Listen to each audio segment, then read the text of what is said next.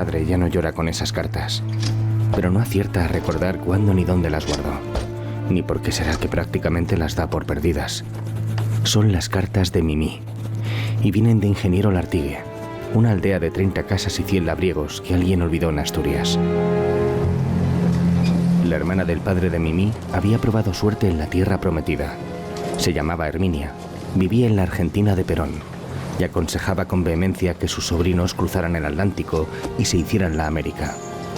Mimí y Jesús fueron elegidos entre 7 con amor y pragmatismo como una valiente avanzada familiar y como una suerte de último salvataje de la miseria. En 1948 abordaron un buque de bandera incierta y 20 días después desembarcaron en una prosperidad de cartón. Herminia no podía tener hijos y no trabajaba, y su marido era un motorman de tranvía. Los 4 vivieron 20 años en una sola pieza de 5x5, al final del patio de un inquilinato de Palermo pobre. Jesús era bajo y morrudo, y se dedicó con ahínco a la gastronomía. Mimí era una chica delicada, casi bella, y fue hija, mucama y enfermera de sus tíos y costurera de Sporteco, un taller de trajes de hombre que quedaba en Santa Fe y Bonpland. Se entraba a las 6 de la mañana. Sonaba un timbre y el patrón, un caballero atemorizante, no perdonaba un minuto de tardanza. Vigilaba desde un gran mostrador cada murmullo y mandaba a la capataza al baño cuando alguna empleada demoraba la producción. Mimí cosía en el área de los sacos y mi madre en el sector de los pantalones. Se conocieron a la salida y descubrieron que tenían muchas cosas en común. Las dos eran jóvenes, solteras, españolas y sirvientas de sus tíos. Sospechaban ya que sus familias no terminarían de cruzar el mar, que ellas quedarían atrapadas al otro lado del abismo, que la puerta se había cerrado y que el destino estaba jugado y perdido. Se hicieron íntimas amigas. Se confesaron desgarros e ilusiones. Se conjuraron una y otra vez para olvidar lo que no podía olvidarse y para salir de la melancolía.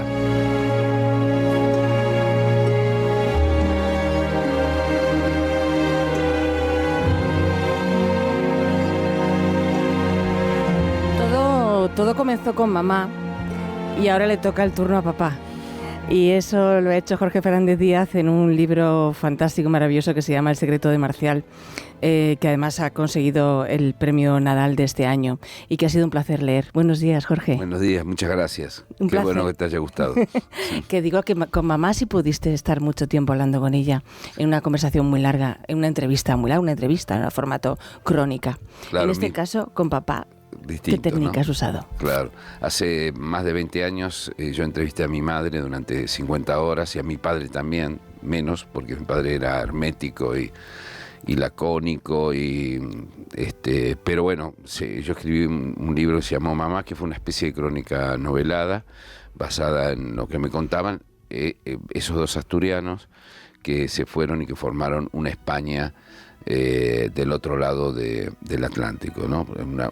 Había una España muy importante que se formó en el siglo XX con inmigración, que llegó a ser como el 30% de la población argentina, que estaba llena de rituales, de cultura, de cosas, de gente queriendo salir adelante, de dolores, de añoranzas.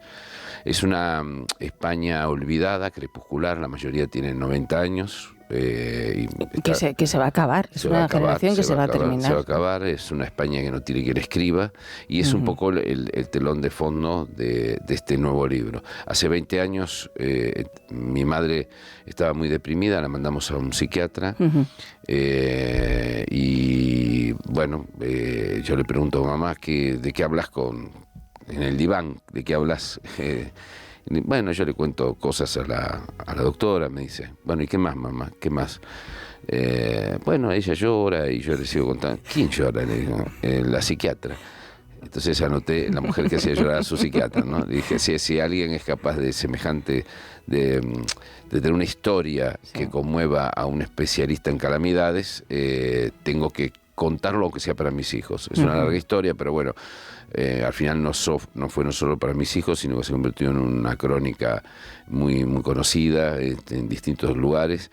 Yo no considero que eso sea una novela, sino que creo que es más bien una biografía novelada, ¿no? Porque está basada en lo que decía mi madre. Pero bueno, en estos 20 años resulta que murió mi madre, que también murió mi padre, y que el fantasma de mi padre, Marcial Fernández, nacido en Luarca, en Asturias, no me dejaba en paz, ¿no? A cada rato, cuando murió, aparecieron un montón de gente desconocida que lloraba más que nosotros en el entierro. Después aparecía de vez en cuando alguien que me contaba alguna cosa insólita que vivió mi padre, que nunca nos había contado. Mi madre era una gran matriarca, típica del norte de España, sí, que era una primadona de la familia, que iba desplazando un poco a mi padre, y mi padre aceptó vivir como en los márgenes o fuera, y se convirtió en un fantasma, mi padre, ¿no? Prácticamente un enigma. Creo que cuando gané el Nadal recibí un montón de llamados de España, de Argentina, de México, felicitándome, por supuesto, pero sintomáticamente muchos de ellos decían, bueno, mi padre también fue un enigma, ¿no? Yo tampoco pude comunicarme con mi padre, sí, ¿no? Porque, son claro, padres que tienen como una especie de doble vida, ¿no? La que tienen dentro de casa, que son gente callada, muy incluso arisca, y luego la que tienen fuera, que es gente como amable, cariñosa, graciosa, fantástica, y extrovertida. Con una gran incomunicación, es decir, esos hombres de las viejas generaciones, de las viejas masculinidades, diríamos ahora, no venían con el aparato emocional para hablar con sus hijos de corazón a corazón, para decirle cosas. Mi padre no podía comunicarse conmigo. Yo descubrí con el tiempo, por supuesto, que lo único que nos vinculaba era un televisor en blanco y negro que teníamos en la década del 60 en Palermo Pobre. Mi padre era camarero, nos costó mucho progresar.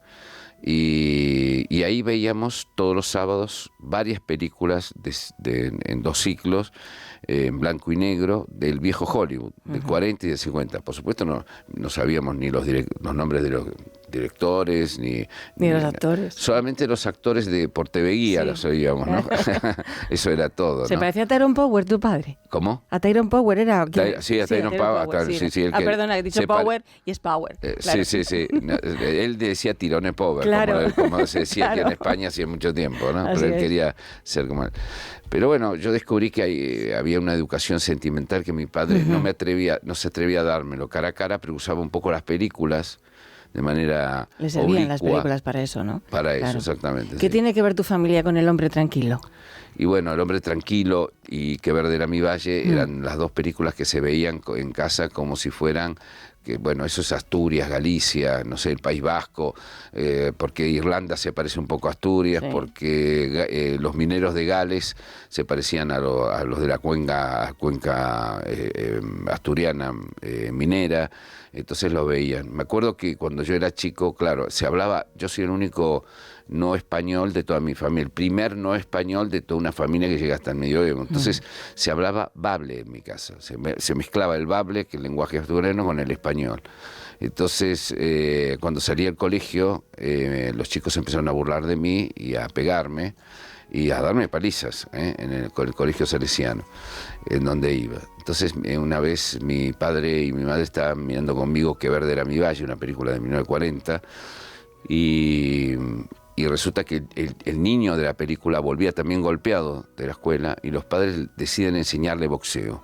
Entonces mi padre mira a mi madre, y al día siguiente me compraron un kimono, me anotaron en una academia de judo, y el bullying terminó para siempre. No se decía bullying, ¿no? Sí, claro, yo digo, John Ford salvó mi vida, pero en realidad fue mi padre que hizo eso varias veces, porque cuando yo tenía 19 años era un nacionalista de izquierda, un imbécil que estaba ebrio de patriotismo, quería ir a pelear la guerra de Malvinas contra los ingleses. Me estuve a punto de anotarme de voluntario. Mi padre, como no podía hablar conmigo, me citó en el café. No sabía, ¿no? No sabía, me citó en el café de Canning y Córdoba, en el centro de Buenos Aires, y no me hablaba, pero me dijo, solamente me dijo, ¿te acuerdas aquella película de los 3 soldados que volvían de la guerra? Y uno de ellos venía sin brazos y con unos ganchos por mano. Yo no me acordaba, pero después reflexioné, fui a casa, busqué en una enciclopedia, eran los mejores años de nuestra vida, William Wyler, que efectivamente es una película tremenda sobre las consecuencias de la guerra. Entonces mi padre, en lugar de decirme, yo te quiero, no vayas, tengo miedo, la guerra no es una aventura, en lugar de decirme tan simple, estas palabras tan simples que yo te estoy diciendo, no las podía pronunciar como tantos de su generación, y las pronunciaba oblicuamente. Cuando después me hice periodista de sucesos, durante 10 años en el reportero de sucesos en Buenos Aires, en la Patagonia, que yo estaba dispuesto a cualquier cosa por una primicia, a cualquier cosa. Y él me señaló el Gran Carnaval, así como al pasar, el Gran Carnaval es una película de Billy Wilder con Kirk Douglas. Kirk Douglas hace de un periodista que vende su alma por una primicia, ¿no?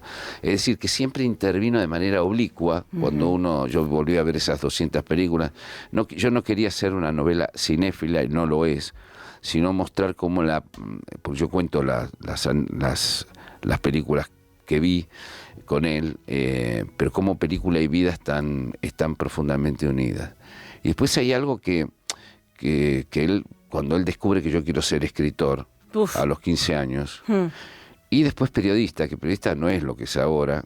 Periodista, cuando yo entré a los 19 años, era una especie de bohemia, entrabas a los periódicos, viejos periódicos, al lado tuyo había un ebrio y que era un erudito a la vez, y que hacíamos el cadáver de cada día, y después en la sobremesa la mala vida, ¿no?, que le llevabas después. Y sí, pero en la sobremesa te citaba al Dante, o sea, que era una escuela de periodismo. Pero mi padre dijo, quiere ser vago, confundió la vagancia con la literatura con la vagancia, y me dio por perdido, ¿no? Me profetizó la derrota, la miseria, y me dio por perdido, ¿no? ¿Y tú vives con eso? Es decir, ¿te sigue pesando esa posible derrota, esa posible pérdida por el camino hasta hoy? Mi padre, por supuesto, me perdonó. Claro. Pero no importa, porque esta novela trata además sobre, me parece a mí, sobre cómo el melodrama influye en nuestras vidas. Porque no solo somos lo que comemos, sino lo que vimos, lo que hemos visto de niños y de adolescentes, cómo ahí se formateó, cómo ahí el melodrama formateó nuestra vida, nos enseñó, cómo las películas que vimos nos enseñaron la amistad, la traición, la infidelidad, todo, absolutamente todo, y eso quedó marcado en piedra en nuestra conciencia, ¿no? Y después, claro, cuando tu padre te profetiza la miseria, eso también, o sea, yo hoy todavía lucho contra la idea de la miseria, contra la idea de son los traumas de grandes. Mi padre, después que me perdonó por ser escritor, me hubiera encantado ver el premio Nadal, ¿no? Haber estado ahí. Sí, y le preocupaba que yo fuera un trabajador adicto después, o sea, pero uno sigue luchando contra el fantasma de esas cosas que a uno lo formatearon, digamos, ¿no? Así que una vez, cuando yo era reportero de sucesos, escribí un folletín por entregas, una novela negra por entregas, además en el periódico. Mi padre no me hablaba. Durante 6, 7 años íbamos a cumpleaños, a Navidades, y no me hablaba. Me dio por perdido y no quería ver el derrotero que iba a tener, y prácticamente no podíamos hablar de nada, absolutamente de nada. Y por supuesto no me llamaba nunca por teléfono. Y yo estaba haciendo un folletín sobre los secuestros extorsivos, que era una industria muy floreciente en aquel entonces, en la Argentina, y suena el teléfono en la redacción. Entonces yo atiendo, y mi padre, sin decirme buenas tardes ni nada, hablándome por primera vez después de 7 años, dice, ¿recuperará el dinero? y yo digo, pero... Y ahí me di cuenta que el final del capítulo terminaba cuando le robaban a alguien un dinero, ¿no? Y a mí se me saltaron las lágrimas a los ojos, y le dije, ¿por qué querés saberlo, papá? Y él me dijo, porque aquí los parroquianos del bar están leyéndolo, están muy nerviosos y me han comisionado para que averigüe qué va a pasar mañana. Y yo le digo, sí, va a recuperarlo, papá. Está haciendo fuerza para que no se diera cuenta que yo estaba llorando, ¿no? Y él me dijo, ¿estás seguro? Como si no estuviera seguro de que yo podría haber escrito eso, ¿viste? Y digo, sí, papá. Me cortó, pum. ¿No? Entonces fui al baño a llorar, porque no convenía llorar mucho en ese lugar lleno de viejos aguerridos y de periodismo y cínicos. pero la literatura que nos había distanciado nos volvió a reunir, porque a partir de ese momento, como muchas veces ocurre dentro de las familias, nos indultamos mutuamente, digamos, ¿no? El libro también va de un secreto. Sí. Un secreto de papá que no lo vas a contar aquí, No. que lo has investigado de forma muy detectivesca, muy, ¿no? En plan novela policíaca o novela de detectives, más a los Sherlock Holmes. Y es un secreto que ya está, no voy a contar nada, que al final la lío. Pero sí es cierto que, como tú dices, no es un libro cinematográfico, pero es un libro que nos lleva a todas las películas que hemos visto cuando éramos pequeños, también en España, cuando había nada más que una tele, en blanco y negro. Y cuentas cómo desde muy pequeño tú has estado creando en tu vida todos los días una película. Sí. Hoy, ¿qué película te creaste? Me da un poco de pudor. ¿O ya no lo haces? Contar eso siempre me da pudor, ¿no? Pero es súper bonito. Yo en la Argentina me dedico, además de la literatura, me dedico al periodismo político, que como sabrán es trepidante allí y peligroso.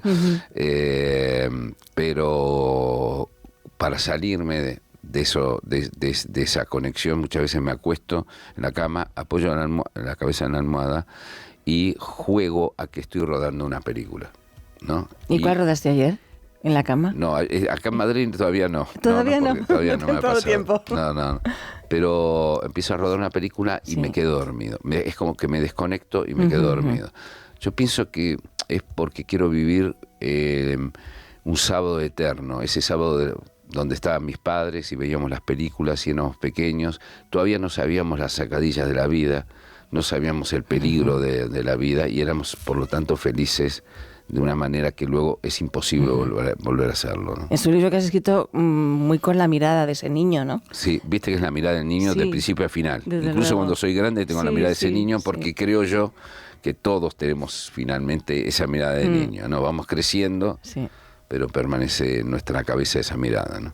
Y lo que me resulta, como has dicho antes, todo lo que vemos cuando somos pequeños, cuando somos adolescentes, es como si todo tu bagaje cultural o tu pozo cultural, el más profundo, sea el que hayas conseguido en esa etapa de la vida, ¿es verdad? No después. Pero fíjate que el melodrama que a todos nosotros nos moldeó es muy fuerte, está lleno de, por ejemplo, a una buena sigue una mala. Decía Ascona decía que ríete y verás luego lo que te va a pasar. Exactamente, ¿no? Las abuelas. Sí. Bueno, para los inmigrantes, imagínate que el sacrificio tenía un gran prestigio, ¿no? Como el sacrificio, el sufrimiento tenía un gran prestigio, claro. ¿No? Esos nos enseñaron a sufrir para progresar, pero no nos enseñaron a la dicha. Nos dieron el antídoto, nos dieron el veneno del progreso, entre comillas, pero no nos dieron y yo creo que el melodrama hace que nosotros creamos que vivimos nuestra propia película, que somos los protagonistas siempre, a que cada uno de ustedes cree que es el protagonista de su propia película. Los demás puede haber personajes grandísimos, pero son personajes secundarios. Churchill es un personaje secundario, Sánchez es un personaje secundario, ¿no? Milei son personajes secundarios. Nosotros cada uno vivimos nuestra propia película, somos los protagonistas y inconscientemente creemos que cuando vamos a morir vamos a pasar a otra película y nos darán otro rol, porque, ¿no? Sí, por cambiar, ¿no? Por cambiar, claro. Pero el melodrama evidentemente está poco estudiado. Yo creo que el melodrama influyó en nuestra vida más que la religión, más que la educación formal incluso, ¿no? Yo tengo amigas mujeres, muchas amigas mujeres, mi madre era una matriarca, imagínate. Las mujeres siempre tenían razón. Siempre tenía razón. Ya no. Mi madre decía, todas las mujeres tienen razón, todos los hijos, hombres son unos hijos de puta, salvo yo, ¿no? Yo no. Salvo el hijo. Así que tuve que ir a terapia muchos años para tratar de entender que de vez en cuando alguna mujer podía no tener razón. De forma loca. Sí, muy excepcionalmente podía no tener razón, ¿no? Pero yo he conocido a muchas amigas mujeres que no han podido sustraerse de la oportunidad de vivir un amor imposible.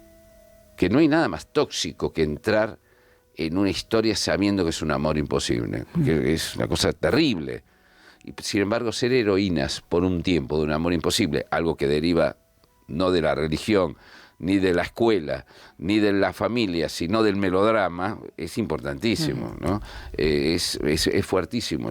Yo estuve siendo reportero durante muchos años, siendo detective, jugando al detective, porque no podía sustraerme a vivir esas aventuras que había vivido. Entonces, creo que está poco estudiado la influencia enorme que ha tenido sobre nosotros y que tiene. Hoy será el universo Marvel. Hoy los chicos habrá que estudiar bien qué aprenden sobre la amistad, la lealtad, la superioridad, la inferioridad, los traumas a través de Marvel, ¿no? Pero nosotros somos de otra época. Tú no has heredado lo del huerco, ¿no? No. Espero que no. No has visto ningún huerco. El huerco es un animal mitológico asturiano, de algunas zonas de Asturias, tampoco de toda Asturias, ¿no? Que prevé la muerte, digamos, ¿no? Sí. Vale, pues está en la novela. Está en la novela, así es. Una novela que se llama El secreto de Marcial, de Jorge Fernández Díaz. Ha sido un placer, Jorge, de verdad. Pero el placer ha sido mío. Muchísimas gracias. Encantado y hasta la próxima.